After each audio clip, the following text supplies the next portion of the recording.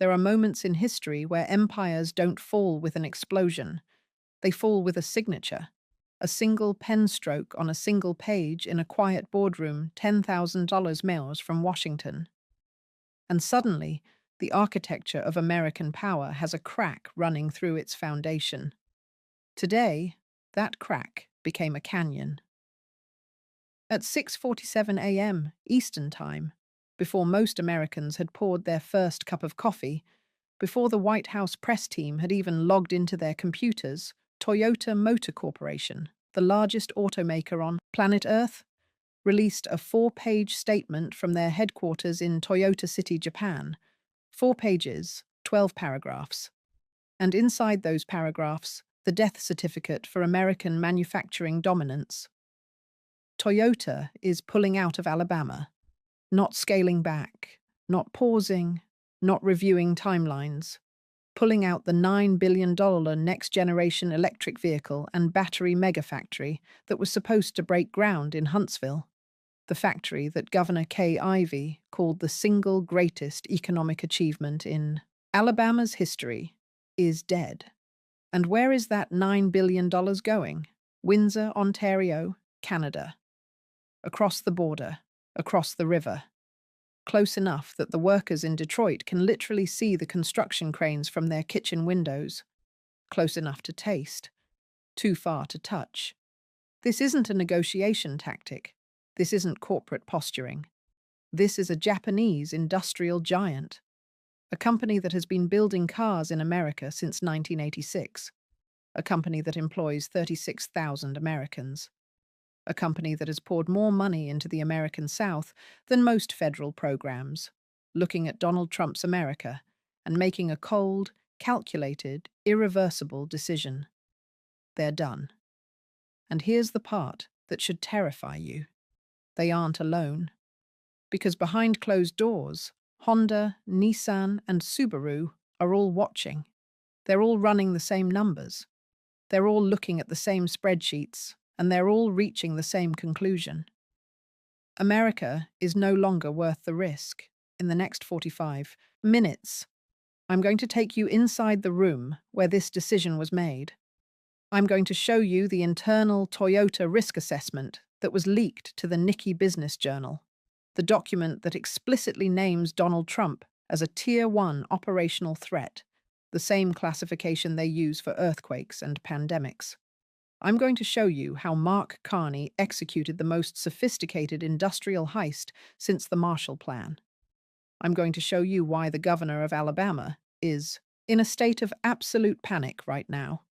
And I'm going to explain with receipts why the price of the car sitting in your driveway is about to go up by $8,000. You are watching the American industrial base get dismantled, not by China, not by an enemy, by an ally who got tired of being treated like a hostage. This is the story they don't want you to understand. Let's go. Segment 1. The trigger. Let's rewind the clock, because this didn't happen overnight. This happened in stages, and every single stage has Donald Trump's fingerprints on it. 14 months ago, Toyota announced a landmark investment in the United States. The Huntsville Megafactory was going to be the crown jewel of their North American electrification strategy. It was massive. 4,000 acres, over 5,000 permanent jobs, a battery production line that would supply not just Toyota, but the entire Japanese auto ecosystem in the American South. Alabama gave them everything. $800 million in state tax incentives, free land, expedited permitting. The governor personally flew to Tokyo to close the deal. Senator Tommy Tuberville held a press conference calling it proof that MAGA economics works. It was done. Contracts were signed. Engineers were relocating their families. Construction crews were mobilized. And then Donald Trump opened his mouth. 7 weeks ago, Trump announced, not through official policy channels, not through the Commerce Department, not through any normal governmental process, but through a 3 a.m. post on Truth Social, that he was considering a reciprocal tariff adjustment on all Japanese automotive imports. His argument, Japan doesn't buy enough American cars. Therefore, Japanese companies building cars in America should pay a surcharge on every component they import from their home country. Read that again slowly. He wanted to tax a company for building cars in America because their home country doesn't buy enough American cars. It's punishing the ally for the behavior of the ally's consumers. It's economic insanity dressed up as patriotism. But it gets worse. 3 weeks after that post, a draft executive order leaked from the office of the US Trade Representative. This draft, which we obtained and verified through 2 independent sources, outlined a plan to impose a 40% tariff on all Japanese origin automotive components unless Japan agreed to 3 conditions. 1. Open the Japanese rice market to unlimited American agricultural exports. 2. Increase Japanese defense spending to 4% of GDP within 18 months. 3. Align Japan's semiconductor export controls with US policy toward China, essentially giving Washington veto power over Tokyo's trade relationships. These aren't trade demands. These are ultimatums, and they have nothing to do with cars. Trump was using Toyota's factory in Alabama as a bargaining chip to force Japan's hand on rice, on military spending, and on China. When this draft landed on Akio Toyota's desk in Toyota City, sources inside the company say the room went cold. The chairman, the grandson of Toyota's founder, a man who has spent his entire life building the company's American presence, looked at his advisors and asked one question. How quickly can we move? The answer was 90 days. The Windsor site was already on their short list. Canada had been quietly courting them for months. The infrastructure was ready. The incentives were prepared. The legal framework was in place. All Toyota needed was a reason. Trump gave them one. Segment 2, the receipts. We do evidence here, not opinion, not speculation. Let's look at the receipts. Receipt 1, the Toyota Risk Assessment. This is the document that changes everything. It was leaked to the Nikkei Asian Review 4 days ago, and we have independently confirmed its authenticity through 2 former Toyota board members. It's titled North American Operational Risk Matrix Q3 Review. It's a 47-page internal assessment that Toyota's Strategic Planning Division produces every quarter. It evaluates every risk factor that could affect their manufacturing operations. In the Q1 version from January, the United States was classified as a Tier 3 risk environment, the same as Germany, the same as Canada. Stable, predictable, safe. In the Q3 version, the one leaked this week, the United States has been reclassified as a Tier 1 risk environment. Tier 1. The same classification as active conflict zones. The same classification as countries experiencing regime change. The same classification Toyota uses for natural disaster scenarios. And in the margin notes, this is the part that should make every American voter physically sick. An analyst wrote, U.S. policy environment now exhibits volatility characteristics comparable to emerging market governance. Long-term capital deployment not recommended without sovereign guarantee mechanisms that the current administration is unable or unwilling to provide. They compared America to an emerging market. They compared the United States of America, the country that invented the assembly line, the country that put a man on the moon, the country that built the interstate, highway system to a developing nation too unstable to invest in. That's not an insult. That's a spreadsheet. That's math. And math doesn't care about your feelings. Receipt 2, the Carney Playbook. Now look at the other side of the border. Look at what Mark Carney was doing while Trump was tweeting. 6 months ago, long before this crisis, Carney launched what his office internally calls Project Anchor.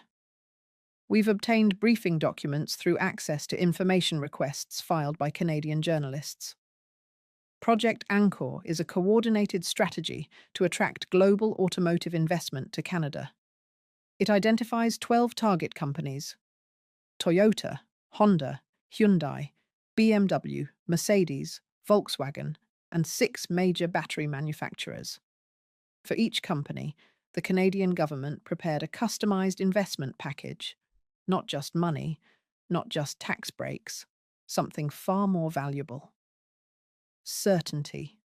Each package includes a 15-year regulatory stability guarantee, a legally binding commitment that Canadian trade policy, environmental standards, and tax rates will not change retroactively for the duration of the investment. Think about what that means. Toyota can pour $9 billion into Windsor and know with legal certainty that the rules won't change because the Prime Minister had a bad morning. They can plan, they can forecast, they can build. In America, under Trump, they can't even predict what the tariff rate will be next Tuesday. Carney didn't steal Toyota. He didn't have to. He just built a lifeboat and waited for Trump to sink the ship. Receipt 3. The market verdict. Money doesn't lie. Money is the most honest narrator in human civilization. So, let's listen to what it's saying. The moment the Toyota announcement hit the wire this morning, here is what happened. The Canadian dollar surged 1.8% against the US dollar in 90 minutes. That is an earthquake in currency markets. That is global capital voting with its feet. Toyota's stock in Tokyo up 4.2%. Investors see the Windsor move as a black chick reduction in risk. They are literally celebrating that Toyota is leaving America. Let that sink in. The global investment community considers leaving the United States jaw. Now look at the American side. Ford dropped 5.1%. General Motors dropped 4.7%. Stellantis dropped 6.3%. Why? Because every analyst on Wall Street is asking the same question. If Toyota's suppliers follow them to Ontario, and they will, the cost of parts for American automakers just went up. The entire supply chain ecosystem that the American South has built over 40 years is being pulled northward like a tablecloth being yanked off a dinner table. And here's the kicker. Alabama state bonds, the municipal bonds that fund schools, roads, hospitals, dropped in value within hours. Rating agencies are already whispering about a review. Because when you lose $9 billion investment, your tax base doesn't just shrink, it collapses. And every citizen in Alabama pays for that collapse in crumbling infrastructure and rising local taxes. Trump promised to make Alabama great. He just made it poorer. Receipt 4. The silence from the GOP. This receipt is what you don't hear, and the silence is deafening. Governor Kay Ivey, a Republican, a Trump ally, a woman who stood on stage with the president and praised his trade policy, has not issued a statement. It's been 9 hours. 9 hours since the biggest economic blow in Alabama's modern history, and the governor is silent. Senator Tommy Tuberville, the man who called the Toyota deal proof that MAGA economics works, has deleted that tweet. It's gone, scrubbed. We have the screenshot. We archived it. He can delete the tweet. He can't delete the reality. The Republican congressional delegation from Alabama silent. The RNC silent. Fox News. They led with a segment on border crossings. They buried the Toyota story in a 30C second-on mention during the 4 p.m. hour. They don't want you to see this. They don't want you to connect the dots because the dots lead directly to the Oval Office, and the picture they form is devastating. Segment 3. The psychological breakdown. Let me tell you why Donald Trump cannot stop this bleeding. It's not because his policy is wrong, though it is. It's because his psychology is wrong for this moment. Trump operates on domination. Every interaction is a contest. Every conversation is a fight.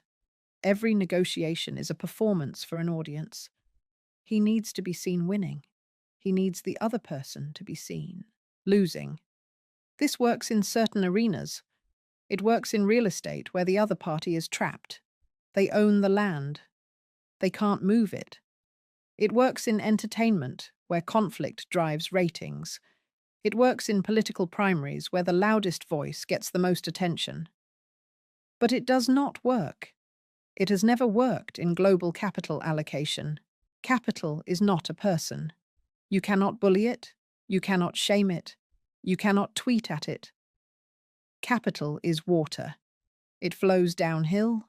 It flows towards safety. It flows away from heat.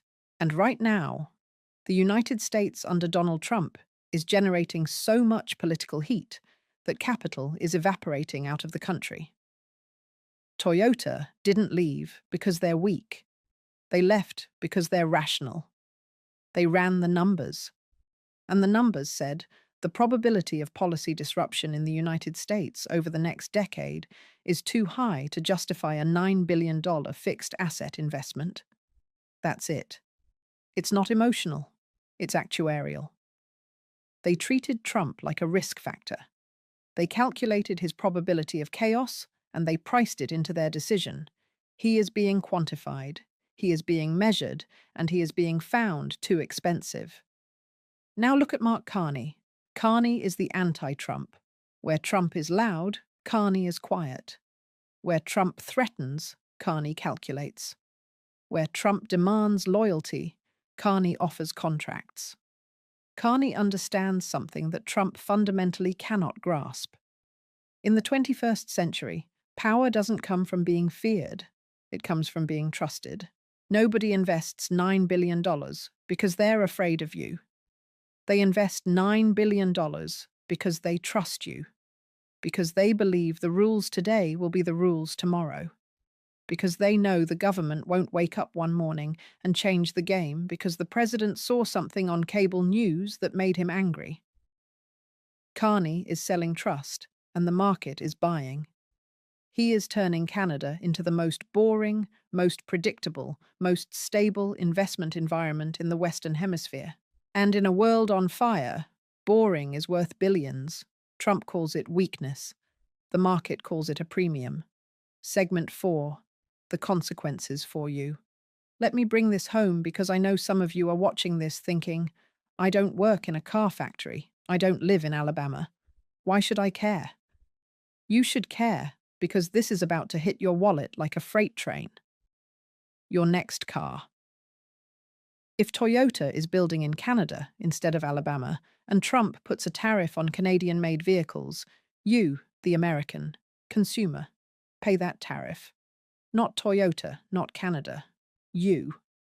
A 25% tariff on a $40,000 Toyota means you pay $50,000 for the same car. And if you say, fine, I'll buy American. Ford and GM are going to raise their prices too, because why wouldn't they? Their competition just got 25% more expensive. You have no leverage. You have no options. You just have a bigger car payment, your job. Toyota's Alabama factory wasn't just Toyota. It was the 200 suppliers who were going to build facilities nearby. It was the restaurants, the gas stations, the daycare centers, the hardware stores that would serve 5,000 workers and their families. That entire ecosystem is gone. If you own a small business in Huntsville that was counting on that factory traffic, your business plan just became a fantasy. Your retirement.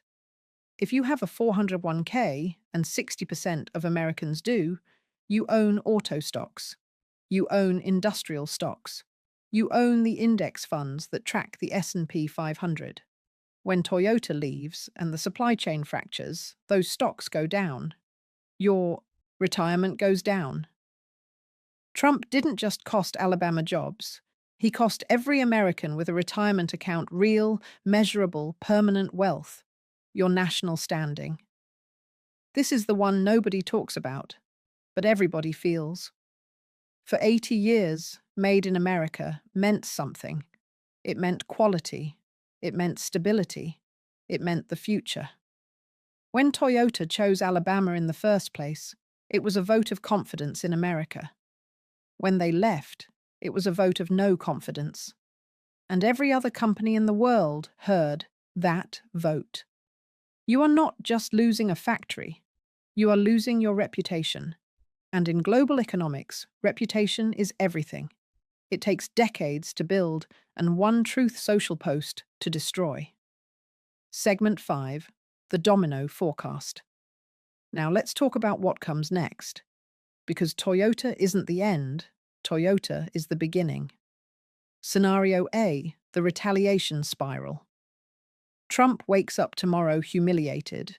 He announces punitive tariffs on all Japanese automotive imports, 50%, maybe higher. Japan retaliates by selling US Treasury bonds. Japan is the single largest foreign holder of American government debt.